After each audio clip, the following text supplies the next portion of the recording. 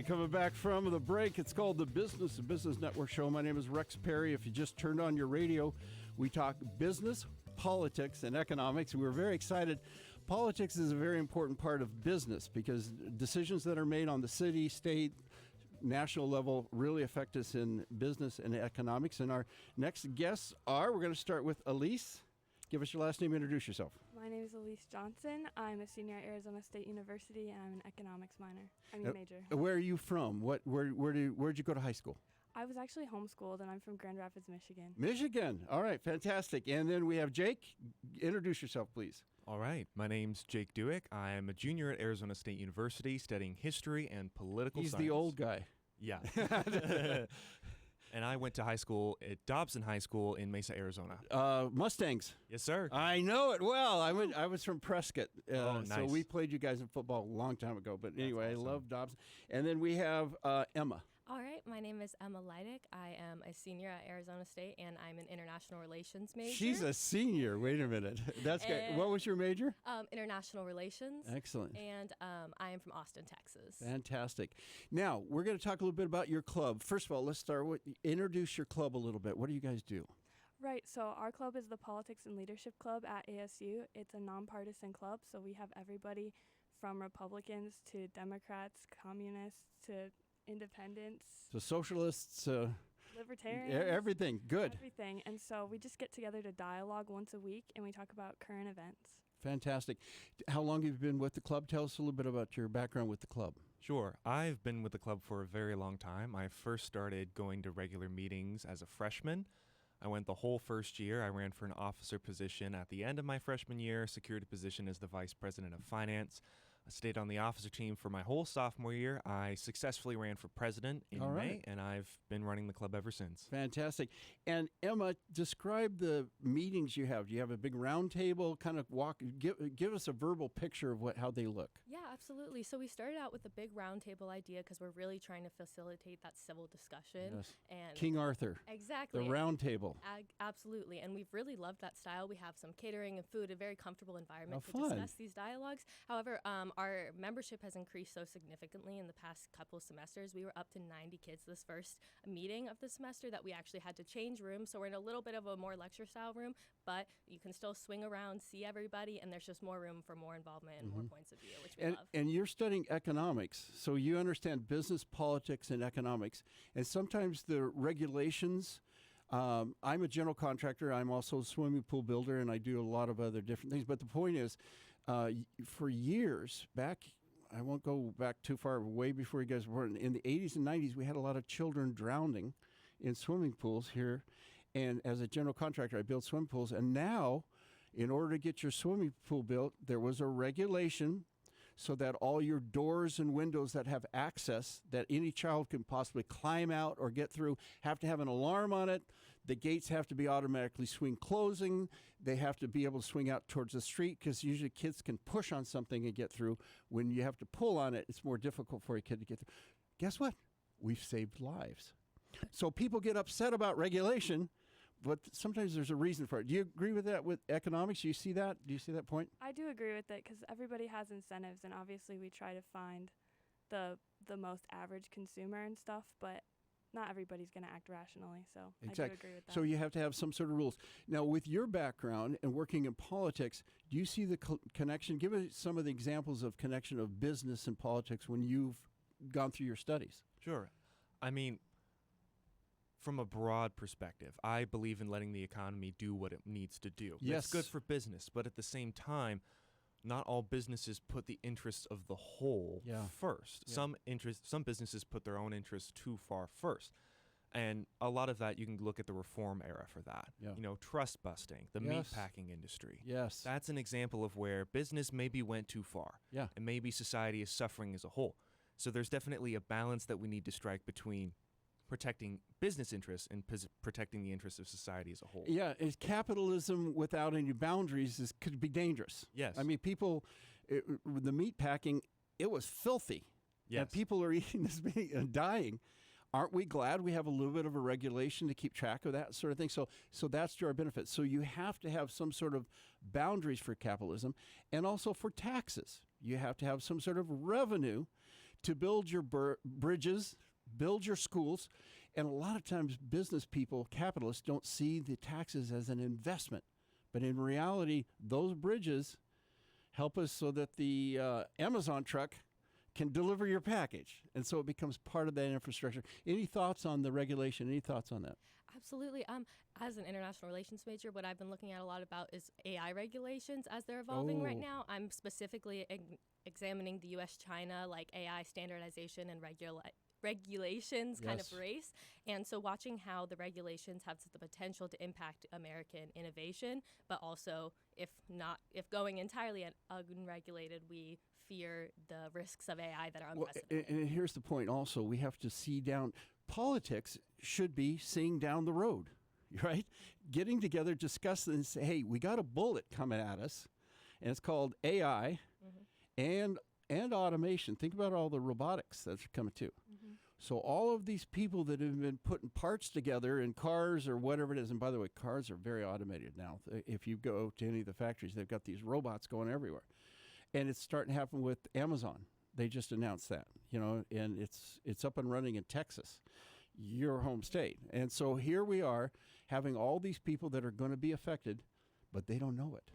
And so therefore the politicians, programs like this, need to have this type of discussion. Anyway, so how would you address that? What kind of, let's throw out some ideas. How can we prepare for the future on that? Yeah, absolutely. I think prioritizing AI innovation is an absolute grand strategy of America that we should be focusing on. However, the main things that we want to focus on is when we're developing these data centers, prioritizing water usage, things like that. Yeah. Clean water. Long-term AI implications that we need to be factoring in down the road to introduce now. So as companies are developing, they know these regulations going in and we don't have to adjust for them later on and backtrack. Yeah.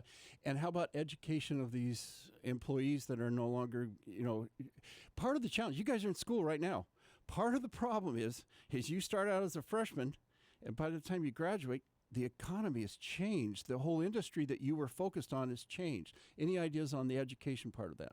Absolutely. That was actually the topic of discussion at our last club meeting. There you go. We were focusing a lot on artificial intelligence and how that affects higher education and especially secondary education. One of the things we focused on was the perennial relationship between humanity and technology. It's something that's been happening for a very long time. And if you think way Luddites.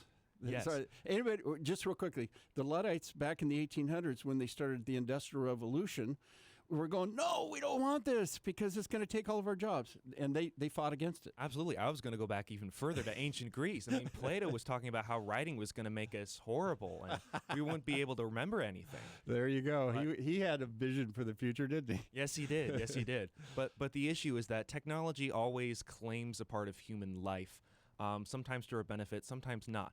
And again, I think that AI is something that's important. It's not going away, but the issue is that it's moving very, very fast, and sometimes it's hard to see how it really affects us, especially in the adverse sense. Yeah. So I'm all for letting innovation run its course, but we need to sometimes say, hey, hold on. Yeah. How is this affecting us, and is there anything that we need to change or protect before we proceed? Yeah, and we need to go to those employees. Think about the coal industry. Okay, so they got black lung, and it's really pollutes. There's no such thing as clean coal. So anybody that says clean coal, that's a fantasy.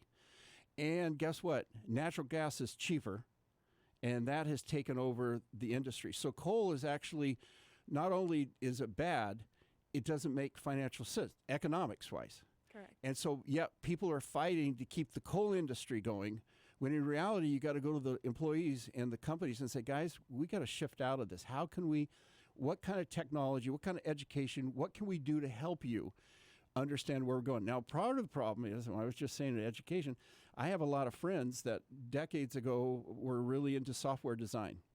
With AI, their jobs are going to be eliminated. So even though they put all this push forward, and I mean, I've been doing this radio show since '99, and we used to do all kinds of interviews with out here Intel, where they were doing programming classes and had all these young people. And now all these software engineers are looking around, they just graduated and they go, oh no, it's changed. So we have to have that vision further and further down the future. Any thoughts on that? I mean, yes, plenty of thoughts. I think like the huge issue is that there will always be the need for supervisory roles. Yes. So the problem with AI now is that there's so much on the internet that AI is starting to cycle through what other AI is already saying. And instead of getting more correct, sometimes it's getting more worse. wrong. Yes. So we That's a good still point. need those software engineers to supervise. Maybe Yeah. they're not doing the actual coding, but we still need them to make sure that AI is going the right direction. Yeah. I'm going to swing over to economics just for a second, because we talk about, especially Mamdani, how do you pronounce his name, in New York, he talks about being a socialist. And let me clarify that. A lot of people don't understand terms. A communist is where the government owns everything. They hold title to all the land. I have a brother-in-law that lived in China for 30 years. He actually had a house, but he says, I owned the house, but it was actually, the land is owned by China. The Communist Party owns all the land. That's how they do their property taxes, by the way. See, here we have property taxes that you have to pay in Maricopa County. And so there's a constant revenue stream for the local government. In China, it's the federal government that get revenue, and you have to pay rent. Well, it's a 99-year lease is how they did it there. Now, with communism, you have a tragedy of the commons, meaning when everybody owns it, nobody takes care of it.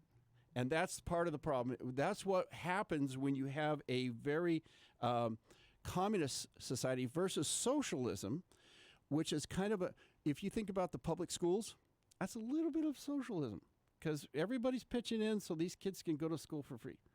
When you kind of think about the police department, you're getting public funds to basically make sure we're all safe. Military. So people that are saying, we're capitalists, they don't understand that it's a balance. But you can't get your taxes too high, like in Sweden and Norway, when they're actually trying to bring their tax down and have a little bit more innovation. So there's this balance to give the capitalists an opportunity to function, but at the same time have the socialists be able to bring in and show us some better. Any thoughts on that? Any thoughts as far as the economics of the tragedy of the commons? I want to stay away from communism. That's my goal. I want to stay away. Tribalism, right here in Pima, the Pima Indian Reservation. You have Scottsdale just to the west, and it's beautiful, very high-end, expensive real estate. The minute you cross over that 101 and you go into the reservation, it's blight. And let's just be honest, because guess what? Those people never get to own those homes. The tribe owns all the land. And they might have a place to live, but they're never going to be able to fix it up or change it all. Any thoughts on this? Socialism? Yes, a couple. In the course of my political science education, I've come across Karl Marx's Communist Manifesto. Yes. And at the very end, he does make a couple things. He calls for things that we have now. And one of those things is public education. And I completely agree. There's definitely a balance to be struck between capitalist elements and socialist elements, because we wouldn't want competition over our sewage system. Yes. Right? We wouldn't want to have to compete or pay high prices for our sewage or our water.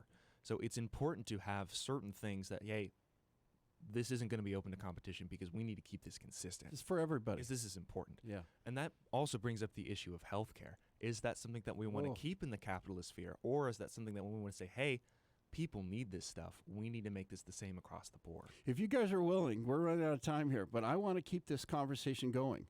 And I want more young people to get involved. How can people join your club? Give us a little bit of background.